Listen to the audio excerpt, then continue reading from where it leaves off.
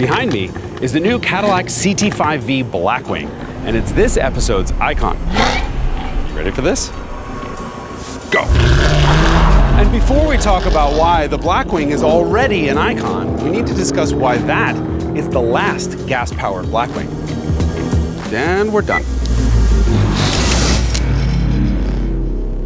So it's over, at least by the numbers. But the Tesla is missing something that the Cadillac has in droves, sitting all the way back there.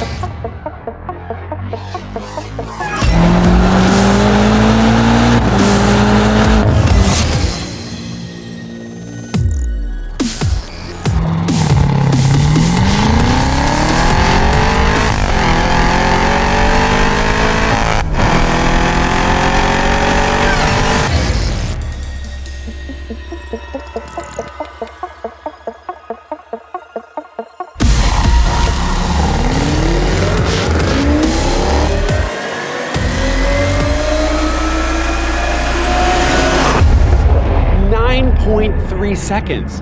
This race was over in 9.3 seconds. That's how long it takes a Tesla Model S Plaid to accelerate to 152 miles an hour, covering 1,320 feet in the process. If this is all meaningless to you, look over there. The fastest and most powerful Cadillac of all time is a third of the way back towards the starting line, and 2/3 of the way to it is the quickest and most powerful BMW of all time. And that is the difference between two of the quickest cars in the history of the world and a Tesla Model S Plaid. It ain't even close.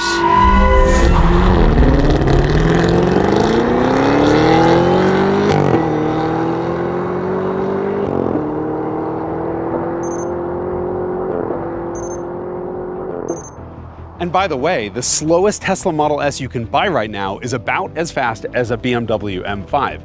That CS is a 627 horsepower, twin turbocharged V8 all-wheel drive monster with the best automatic transmission in the business, and with no talent required of its driver. That, may I say, beautiful sedan will bang off a 0 to 60 quicker than an Enzo, a McLaren F1, or anything produced before the Bugatti Veyron. Hey, Randy. Despite the BMW's ridiculous speed, you could fit 6 school buses in between it and the Tesla when the Tesla crosses the line. And that brings us to the Cadillac. It has even more power, 668 horsepower, all of which has to get to the ground via just the rear wheels. So it takes a professional driver to get a perfect launch. And even if you do, it's 2.3 seconds behind the Tesla. 2.3 seconds doesn't sound like a lot, but it is more than a football field behind the Tesla when it crosses the line. And this is your fault. You wanted a manual transmission, rear-wheel drive sports sedan. Of course, it's going to be slower than an automatic twin-turbo launch control, computer-controlled missile with a BMW badge on it, which can't even keep up with a 10-year-old electric car with a mild update. But the Cadillac has something that both of those other cars are completely missing.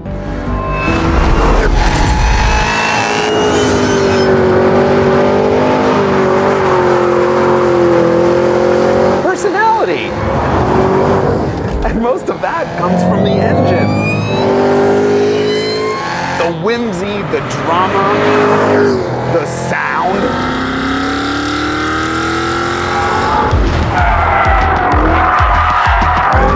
While the rest of the world is arguing over CO2 emissions, this is one big, fat, dirty festival of excess, American style, and I am living for it. There are two ways of dealing with the sensitivity surrounding fuel economy and emissions. You can add start-stop to pretend you're not a gas-guzzling pig, or you can revel in the conspicuous consumption. I want a party!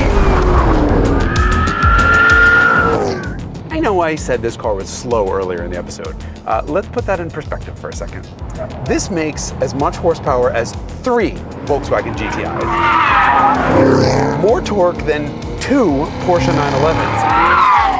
And according to the EPA, in normal driving, it uses 6.7 times as much energy as a Tesla Model S Plaid. What more do you need to know? Here's what. This isn't just a wasteful straight line rocket. Its suspension is both pillow soft and rock hard, a trick that only magnetic dampers can pull off. These shocks can now adjust 1,000 times a second, so the Blackwings computers can slow down body motions to the point that, from the driver's seat, they just don't exist.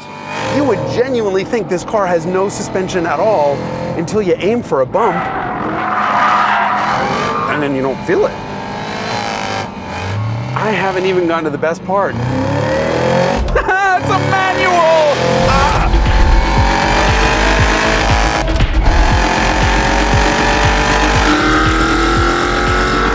And it's not an afterthought. Nobody phoned this in like BMW did on the new M3. It is perfect.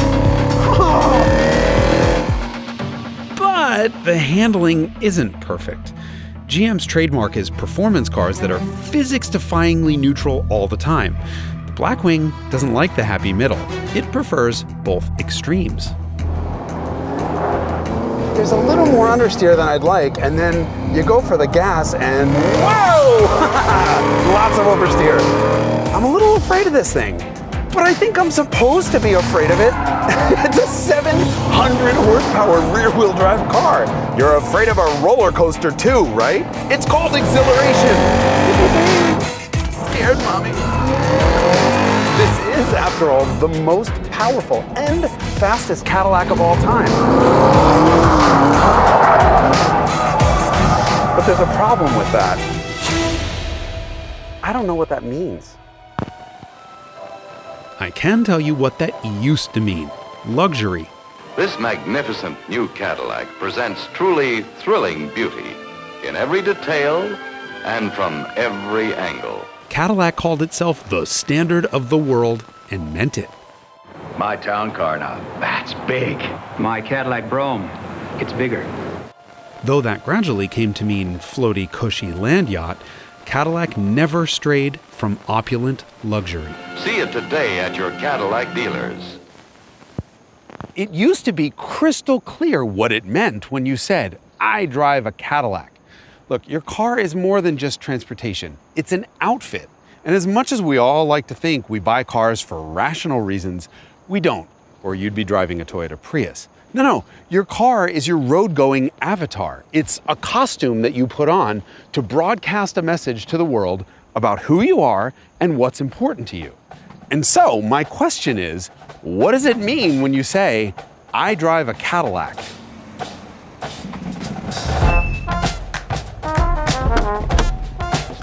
Hello. Oh, you look quite old. Can you tell me what Cadillac used to stand for? Cadillac has always meant big, comfortable, luxurious. With absolutely no pretense of sportiness, right? Yeah, but every Cadillac had a big, powerful V8. All right, but V8 aside, am I right in thinking that the Escalade is the closest approximation to what Cadillac used to mean? You betcha. So I guess my next question is, have you ever seen a car company do a 180? You want to see a Cadillac do a 180?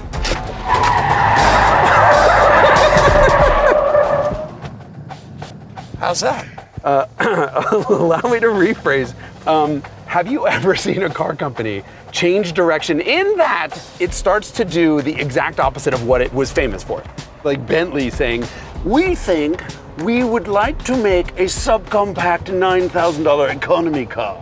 Yeah, or like you, Jason, saying, hey, Randy, I want to be thin.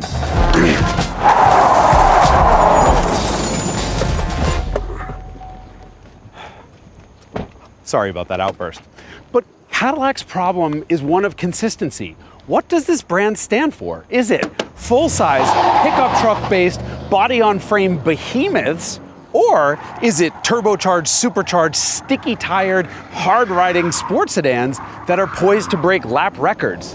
I just don't know. I'm gonna go hot lap this. You do that. And don't get me started about the whole name thing. CT4 is the old ATS, CT5 is the old CTS. Where the hell does that leave XTS and ATS? This is the M5. And when I say those words, you know exactly what I mean. CT5-V isn't really a V anymore anyway because it comes with a 2.7-liter four-cylinder from a pickup truck. This is the CS. And compared to the competition, it's got 20 more horsepower, 230 pounds less weight, and it only seats 4. Although I think you can order a V6 as an optional engine, although Cadillac's own website seems confused about that. It's also got stiffer springs, a firmer rear anti-roll bar, and oh my God, is it fast! So either they're two different versions of the same V6, or they're completely different V6s. Either way, I don't know. The suspension upgrades quicken the car's reflexes, and it's very precise in its response with strong braking and an incredible all-wheel drive system that's balanced a lot like a rear drive, but one that puts the power down. The M5 CS is all business, and that business is making speed.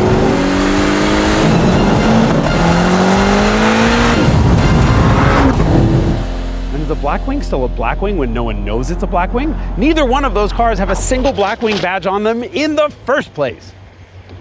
Fastest man in the world can't get out of a car. Hello. You know, I just set the lap record for a 4-door in that thing. No, Yeah. you know the blue thing's got a manual, right? Sweet. It's so easy. Maybe it's a good thing it doesn't have a Blackwing badge on it, because then people would think it has a Blackwing engine in it, which neither of those cars do. The Blackwing was a 4.2-liter 4-cam twin-turbo V8. As usual, Randy was right. The M5 CS did, in fact, break the lap record for a production sedan at Willow Springs. But that record only stood for 15 minutes because the CT5-V Blackwing immediately beat it by 3/4 of a second. So the car company known for cushy Escalades created a sports sedan that beat the quickest and most powerful ultimate driving machine ever around a track. And did it without a quick-shifting, soul-sucking automatic transmission or all-wheel drive, things that the Germans say are necessary when you're chasing outright performance. Tires and suspension tuning help, but the single biggest determinant of a car's lap time is power. And while all-wheel drive helps put that power down, all-wheel drive systems often make cars not want to turn. But not the M5. Because it sends power to its rear wheels first and always, it still likes to turn under power. The M5 only fades power to the front wheels to the extent that it's needed for grip. And so that it never comes at the expense of chassis balance, the computer can choose not to send any power at all to the front wheels. That means BMW can make a rear-wheel drive mode, sending all 627 horsepower to the rear wheels only, Cadillac style. Best of both worlds. Cadillac's party trick is the best stability control in the business, which has multiple modes to help you be precise and fast. But you can turn it off completely to let that big V8 scream at you sideways.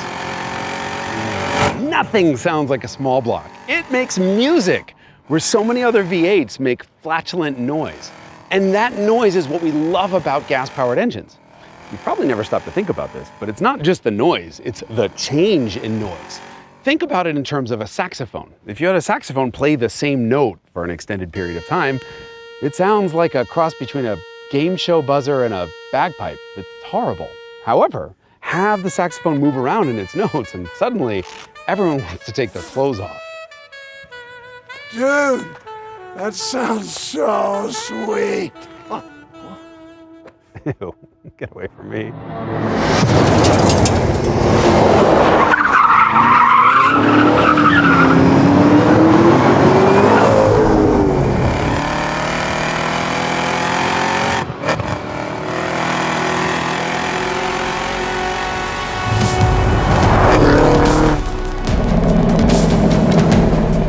It's the rise, and then the pause, and the rise again. Not just the noise. If that were the case, we would all love the way CVTs sound. Yeah, no, nobody likes that.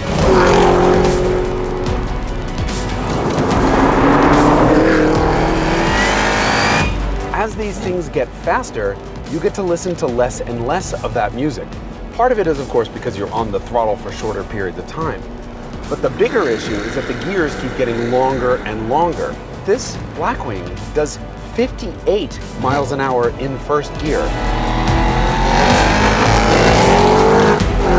It does 83 in second.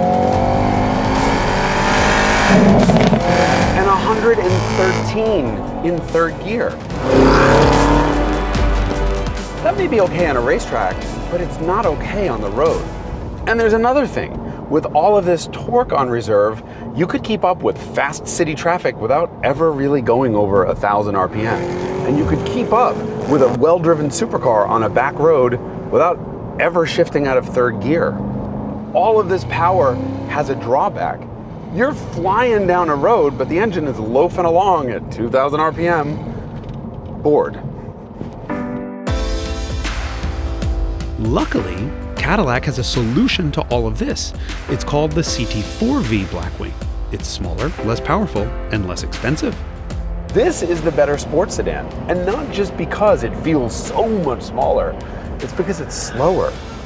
The CT4-V Blackwing is down 200 horsepower versus its bigger brother, and it's better for it.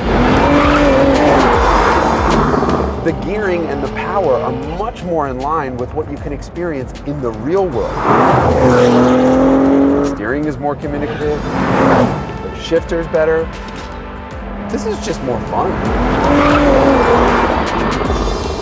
But there's a reason we're not doing an Icons on this Blackwing, and it's because of what's under the hood. Cadillac was obviously listening when we all complained about the old ATS-V's passionless, laggy V6. So Cadillac fixed the V6. Genuinely, this is so much better. But it was a waste of time. It's still the wrong engine. Like the ATS-V, the CT4-V Blackwing would be the best sports sedan in the world if it had the Corvette's naturally aspirated V8. But it doesn't. So it's not. Remember that consistency and branding thing? This is where GM tripped up. GM is the small block company and forgot to play to its own strengths. That is a mistake BMW definitely didn't make with the M5. Ultimate driving machine? Yup. The CS is the best driving, most beautiful, best sounding Porsche Panamera ever made. It is a near faultless driver's car. As an engineering exercise, the M5 is almost incomprehensibly capable and predictable. If I told you I was driving a car with 4 bucket seats, an all-wheel drive system that loved to be sideways, and could keep up with a Bugatti Veyron to 60 miles an hour, you would expect that I would have a big smile on my face. Then I don't. About a decade ago, we started blasting BMW for prioritizing numbers and speed over the experience. We told them that was a dangerous game. And guess what? They just lost that game to an electric car. This is nowhere near as quick as a Tesla in a straight line. And then, so what we're left with is the experience. And it's not even in the same league as that Blackwing. Yeah, I make the speed now. I do the lap time. I turn in, I have the beautiful balance, I let the power go to the ground. Yup, now we make the sex.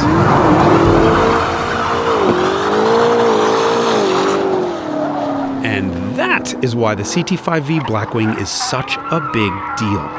Sure, it can't keep up with an M5 in a straight line, to say nothing of the Tesla Model S Plaid. But I have a smile on my face and my clutch leg is sore. At a time where even cars that identify as a sports car need fake engine noises coming through the speakers so you can hear them run, this thing you want to shut up. It's a little embarrassing. A little much. 668 horsepower is too much for any car. It's way too much for a rear-wheel drive car. And all of this has happened way too late. So late that Cadillac has already killed off the gas-powered Blackwing franchise. All future Blackwings will be electric. And if you think electric cars can't be fast around a track, think again. The Blackwings lap record also stood for only a couple of minutes before that Tesla Model S Plaid broke the record again, beating both the M5 CS and the Cadillac, with non-defeatable stability control and no track pretense whatsoever. We don't need any more proof that the numbers game is over for the internal combustion engine, but to hell with the numbers. The internal combustion engine wins once again, hands down, at whipping up a sea of emotions behind the wheel. So the CT5-V Blackwing is too much, too late. But it's memorable. And that, my friends, is how you make an icon.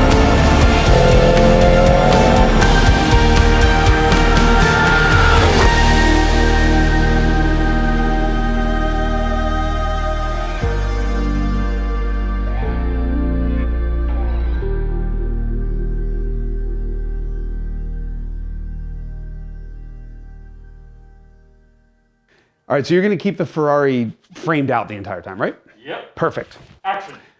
I'm not some rich YouTuber asking you to like and subscribe. Hey, up, keep the Ferrari out. I'm an automotive journalist asking you to like and subscribe, and that's because that's how YouTube works. If you don't click those buttons, YouTube doesn't know that you like what you're seeing and won't show you any more of it. If you don't like what you're seeing, well, join the club. And by that, I mean the Hagerty Drivers Club, which gets you access to this award-winning magazine, as well as discounts on some pretty amazing stuff. And if you still don't like what you've seen, well, then leave a nasty comment, because that's how the internet works. I gotta go clean that up.